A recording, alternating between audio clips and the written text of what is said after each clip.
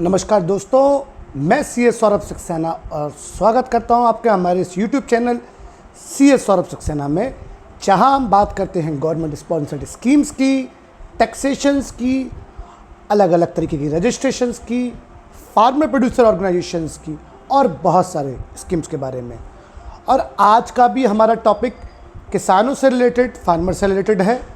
इस टॉपिक का नाम है किसान समृद्धि केंद्र, पीएम किसान समृद्धि केंद्र।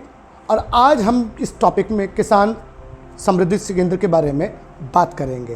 पर इससे पहले मैं इस टॉपिक पे आगे बढ़ूं, अगर आपने हमारा चैनल अभी तक लाइक और सब्सक्राइब नहीं किया है ना, तो लाइक और सब्सक्राइब करिए और हमें ढेर सारा प्यार दिए, ताकि हम आपके लिए लेके आएँ ऐसे ही अच्छे वीडियोस, ऐसे अच्छे टॉपिक्स। तो दोस्तों, आज हम बात करेंगे पीएम किसान समृद्धि केंद्र।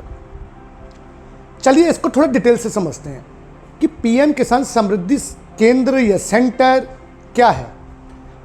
इसको थोड़ा ऐसा समझते हैं कि हम पुराने ज़माने में या आज भी हमारे घरों के आसपास बहुत सारी दुकानें हैं, जैसे रिटेल वाली।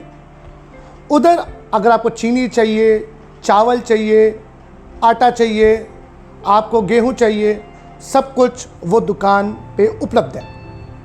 पर इससे पहले क्या होता था, थोड़ा पीछे जाएंगे कि गेहूं की दुकान अलग होती थी, चीनी वाला अलग होता था। तो जब ये सारी सुविधा एक दुकान के अंदर आ गई, तो हमारे लिए एक सुविधाजनक बात हो गई। हमें एक ही दुकान पे जाना है, ब्रेड लेना है, बटर लेना है, चीनी, गेहूं, वो उस दुकान पे उपलब्ध है। जैसे जैसे समय बढ़ता चला गया, सुविधा और हुई, और अब बिग बाज़ार या वी मार्ट जैसे सेंटर्स ऐसे बन गए हैं कि जहाँ आपको कपड़े चाहिए आपको वहाँ मिल जाएंगे, खाने पीने के सामान चाहिए आपको वहाँ मिल जाएगा, सब्जी चाहिए, फल चाहिए वो आपको वहाँ मिल जाएगा, इलेक्ट्रॉनिक सामान चाहिए वो आपको मिल जाएगा। इसी सोच को पीएम किसान समृद्धि सेंटर के अंदर लाया गया कि गांव के अंदर किसान को अगर पेस्टिसाइड चाहिए या फर्टिलाइज़र चाहिए या बीज चाहिए, कई बार ये एक ही दुकानों पे उपलब्ध हो जाते हैं और कई बार अलग अलग दुकानों पे उपलब्ध होते हैं। इसके अलावा मुझे अपनी फसल की टेस्टिंग करानी है तो मुझे एक जगह और जाना है। मुझे कहीं पे ये पता करना है कि मेरे लिए कंसल्टेंसी चाहिए कि मेरे लिए मेरी ज़मीन पे खेती किसकी अच्छी होगी, तो मुझे कहीं और जाना है। मशीन किराए पे चाहिए, ख़रीदनी है, कहीं और जाना है। अब इसी को फैसिलिटेट करने के लिए सरकार ने क्या किया कि एक सेंटर बना दिया गया है। एक सेंटर बना रही है सरकार कि जो पहले से ही दुकानें चल रही हैं पेस्टिसाइड और इनकी, ऐसी करीबन 3.25 लाख दुकानें पूरे भारतवर्ष में चल रही है। तो सरकार का उद्देश्य क्या है कि इनको किसानों के लिए एक मॉल के रूप में बना दिया जाए। मॉल मतलब कि जहां किसानों को सारी चीज़ें एक वन स्टॉप जगह पे मिल जाए। आपको पेस्टिसाइड चाहिए आपको मिल जाएगा उधर, आपको फर्टिलाइज़र चाहिए, आपको बीज चाहिए, आपको मशीन चाहिए, आपको किराए पे मशीन चाहिए, आपको सॉइल टेस्टिंग चाहिए, आपको कंसल्टेंसी चाहिए, किसी भी प्रकार की खेती से रिलेटेड कुछ भी सुविधा चाहिए जो आप अलग अलग जगह जा जाके लेते थे, वो इस जगह पे आपको उपलब्ध हो जाएगा। तो मकसद ये है कि किसानों के लिए उनकी खेती में आने वाले सामान का एक मॉल तैयार कर देना, जहाँ पे किसानों को सारी सुख सुविधा मिल जाए। आखिरकार इसमें सरकार का फ़ायदा क्या है? देखिए, जब आप एक जगह से खरीदते हैं बीज, एक जगह से खरीदते हैं पेस्टिसाइड, तो आपके गांव का पैसा जो है, अगर वो एक ही जगह पे, मतलब एक ही दुकान से आप सामान खरीदेंगे और वो भी आपके गांव का ही कोई आदमी है, तो गांव का पैसा गांव में ही घूमेगा। यानी कि दुकानदार पे पैसा आया तो वो एम्प्लॉय भी उसी गांव का रखेगा। जब वो दुकानदार ज़्यादा कमाएगा और वो खर्चा करेगा तो वो भी उसी गांव की लोगों के ही लिए ही जाएगा, क्योंकि हो सकता है कि कोई और गांव वाला जो है कोई और काम करता हो जिससे वो कोई सेवाएं लेता हो। तो असल में वो रूरल इकोनॉमी को फ़ायदा देगा, क्योंकि अगर वो उसी जगह पे मौजूद है और उसी जगह पे किसानों के लिए बेनिफिट दे रहा है, तो गांव का पैसा गांव में ही इस्तेमाल हो जाएगा। दूसरा, किसानों की भागदौड़ कम हो जाएगी कि एक गाँव से एक सामान मिल रहा है, एक गाँव से एक सामान मिल रहा है, वो दुविधा, वो समस्या, वो ख़त्म हो जाएगी। ऐसे सेंटर्स को गवर्नमेंट प्रेफरेंस देगा। प्रेफरेंस किस चीज़ में देगा कि पेस्टिसाइड, खाद जिसके लिए लंबी लंबी लाइन लगानी पड़ती है, ब्लैक मार्केटिंग में होती है, वो यहाँ पे तो एटलीस्ट अवेलेबल हो। और गवर्नमेंट का पर्पस भी यही है ना, इसको उठाना, कि ये उठे। तो गवर्नमेंट तो चाहेगी कि इन सेंटर्स पे हमेशा सामान उपलब्ध रहे। फ़ायदा नंबर 2 कि जो बेरोज़गार किसान है, अगर वो एक ही जगह पे सारा सामान बेच रहा है, तो अगर एक एस्टीमेट लगाया जाए तो 10 से लेके 35-40 हज़ार रुपये तक किसान कमा सकता है। तो एक कमाने का भी, एक बेरोज़गार को कमाने का भी एक अच्छा जरिया मिल गया, और वो एक एम्प्लॉय रखता है तो एक उसको भी रोज़गार मिलेगा।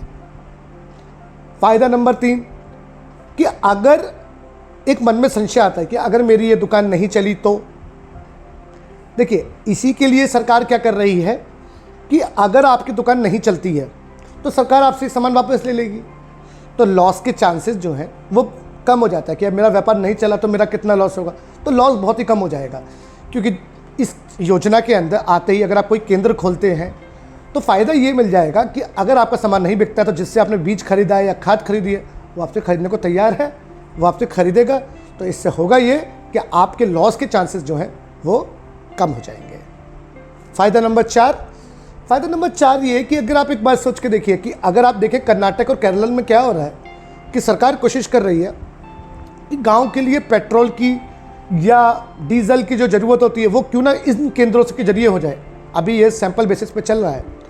अगर ये सक्सेसफुल होता है, सरकार को लगता है ये सक्सेसफुल है, तो अगर उसी जगह पे पेट्रोल या डीजल या केरोसिन मिलनी शुरू हो जाएगी तो ये भी एक फ़ायदा हो जाएगा कि आपकी आमदनी में जो भी ये केंद्र खरीदेंगे उनका फ़ायदा है, प्लस आपको और भी भागदौड़ कम हो जाएगी। क्योंकि गवर्नमेंट क्या कर रही है, एक जगह सारा सामान मिल जाएगा आपको। तो मैंने आपको फ़ायदे तो बताए, देखिए कितना फ़ायदा है। पर सर ये जो फ़ायदे बताए आपने लोगों के लिए बताए, एक दुकानदार का फ़ायदा क्या है? दुकानदार का पहला फ़ायदा तो मैंने बताया कि लॉसेस कम है। दूसरा, गवर्नमेंट जो उन्हें खाद, बीज, पेस्टिसाइड दे रही है वो एक तरीके की सब्सिडी रेट पे दे रही है, कम रेटों पे। तो जो वो कम रेटों पे मिलेगा और बेचेगा वो अच्छे रेटों पे, तो उसको मुनाफा मिल जाता है। और आप भी जानते हैं कि खाद, बीज, उसके लिए जब खेती का टाइम होता है तो कितनी डिमांड होती है। तो एक फ़ायदा ये मिलेगा, उचित दामों पे सरकार इन्हें मशीनें भी देगी। तो इससे किसान की आय होने की, अच्छी होने की एक हमें पॉसिबिलिटी दिखती है। बात होती है कि सर अगर ये केंद्र खोलना है तो इसके लिए क्या शिक्षिता चाहिए हमें, यानी कि क्या एजुकेशन, क्या पात्रता है इसकी? पात्रता इसके लिए सिंपल सी है, 18 साल के हो आप भारत के सिटीज़न हो, आप कम से कम 10वीं पास हो, कम से कम। अगर आप इससे ज़्यादा शिक्षित हो तो प्राथमिकता आपको मिलेगी। 10वीं पास हो, कंप्यूटर चलाना आता हो, और जो बिलिंग है, बिलिंग जो है वो इलेक्ट्रॉनिकली होगी तो आप इलेक्ट्रॉनिक मशीन चलाना जानते हो। सर डॉक्यूमेंट्स क्या चाहिए? डॉक्यूमेंट चाहिए पैन कार्ड, आधार कार्ड, आपकी फ़ोटो, आपका मूल निवास प्रमाण पत्र, आपकी आय प्रमाण पत्र, और छोटे छोटे अलग अलग डॉक्यूमेंट जो लगते हैं, वो जो आपके बेसिक वाले होते हैं, KYC वाले, वो इसके अंदर लगते हैं। तो ओवरऑल अगर मैं इसको कंक्लूड करूं तो कैसे बताऊंगा कि किसान समृद्धि सेंटर, PM किसान समृद्धि सेंटर सरकार ने बनाया है।